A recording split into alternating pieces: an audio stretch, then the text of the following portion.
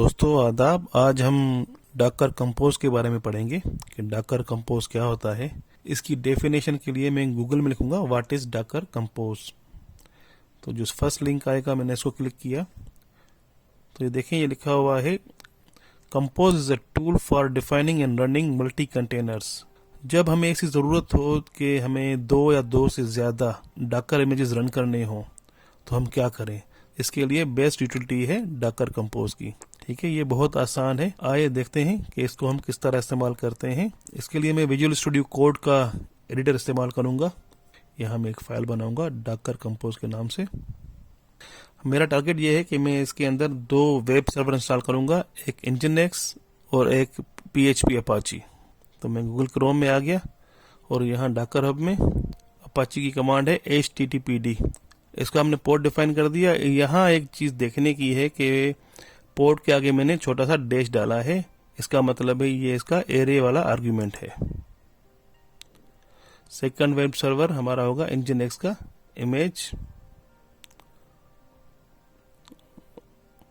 और यहाँ मैंने लिखा इंजनएक्स। ये दोनों वेब सर्वर्स हैं। इसकी कमांड मैंने यहाँ से कॉपी की और यहाँ इसको पेस्ट कर दिया। वही पोर्ट दूंगा मैं इसको, मगर पोर्ट का नंबर चेंज कर दूंगा 9090 लोकल पोर्ट 80 के साथ उसको हम एक्सेस करेंगे। और इसको मैंने सेव कर दिया। यहाँ पर देखिए ये मेरी डाकर कंपोज YML फाइल यहाँ अवेलेबल है। अब मैंने लिखा sudo डाकर कंपोज -f। फाइल का नाम क्या है, फाइल का नाम मैंने दे दिया डाकर कंपोज .yaml और कॉन्फ़िग लगाया कि इसको चेक करे कि इसमें कोई एरर्स तो नहीं है। अगर ये कंटेंट्स नजर आ रहे हैं इसका मतलब है हमारी कंपोज फाइल ओके है। अब कमांड चला रहा हूँ sudo compose -f। कौन सी फाइल, वही डाकर कंपोज YML। वही कमांड है, सिर्फ मुझे अप लिखना है आगे, और -d मतलब डिटेच्ड के मेरे पास वापस टर्मिनल में कंट्रोल आ जाए। देखिए ये डाउनलोड हो रहे हैं, ये दोनों डाउनलोड हो गए। लिखा हुआ है done, first web server done, second web server done. अब मैंने डाकर PS-a करके देखा तो देखें दोनों कंटेनर हमारे रन हो रहे हैं। कंटेनर आईडी AE5 और दूसरे की है 668। अब मैं ब्राउजर में आया और लोकल होस्ट 8080 पे देखा तो ये भी वर्क हो रहा है। लोकल होस्ट 9090 पे इंजनएक्स भी हमारा काम कर रहा है। दोनों सर्वर्स हमारे एक्टिव हैं और रन हो रहे हैं। अब मैं अप की जगह सिर्फ डाउन लिखूंगा। देखिए नीचे मैंने डाउन लिखा तो दोनों सर्वर्स हमारे डाउन हो गए। देखिए मैंने डाकर PS-a करके देखा तो कोई भी हमारा कंटेनर भी रन नहीं हो रहा। अब मैं तीसरा डेटाबेस का कंटेनर इसके अंदर मेंशन कर रहा हूँ।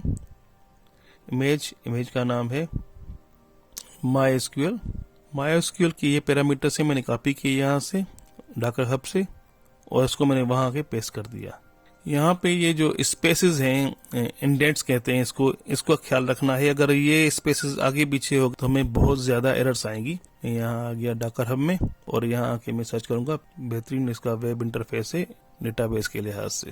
इसका नाम है PHP-MyAdmin और ये इसकी कोडिंग है। कॉपी किया यहाँ से। यहाँ पे जो इंडेंट्स हैं, जो लिखा हुआ इमेज नीचे रीस्टार्ट, इसका ख्याल करना बहुत जरूरी है। मैंने ये जानबूझ के इसको छोड़ दिया है, इसको मैंने फॉर्मेट नहीं किया कि जिससे एरर आए तो मैं दिखाऊंगा कि इसकी कितनी इंपॉर्टेंस है। अगर ये इंडेंट्स सही नहीं होंगे, ये स्पेसेस सही नहीं होंगे तो आपका प्रोग्राम एरर देगा। सेव किया। अब मैं इसको डाकर कंपोज -f वही फाइल कॉन्फ़िग, तो मुझे इन्होंने ये देखें इस तरह एरर आता है हमारे पास। Error YML scanner values are not allowed here. इसका मतलब है कि हमारे इंडेंट्स या स्पेसेस सही नहीं है। अब मैं सही कर रहा हूँ स्पेसेस। ऊपर सर्विस का नाम है DB वेब इंटरफेस। उस सर्विस में हमारा इमेज PHP-MyAdmin इस्तेमाल होगा। अब उस इमेज की प्रॉपर्टीज हैं उस सर्विस में, तो रीस्टार्ट उसी सर्विस को PHP-MyAdmin को रीस्टार्ट करे ऑलवेज। उसी सर्विस का पोर्ट्स, उसी सर्विस की एनवायरनमेंट, तो ये सारे के सारे एक ही कॉलम में आएंगे हमारे पास। अगर ये एक ही कॉलम में नहीं होंगे तो आपके पास दोबारा एरर आएगा। और जो पोर्ट्स के नीचे हैं या एनवायरनमेंट्स के नीचे हैं वो इसके वैल्यूज हैं। देखें वो आगे हैं, पोर्ट्स के आगे ये एरे वाला वैल्यू है, एनवायरनमेंट के आगे भी ये एरे वाला वैल्यू है PMA आर्बिट्ररी। अब मैं कॉन्फ़िग करूंगा, ये हमारे पास सारी डेटा दोबारा नजर आ गई। इसका मतलब है हमारी डाकर कंपोज फाइल ओके है।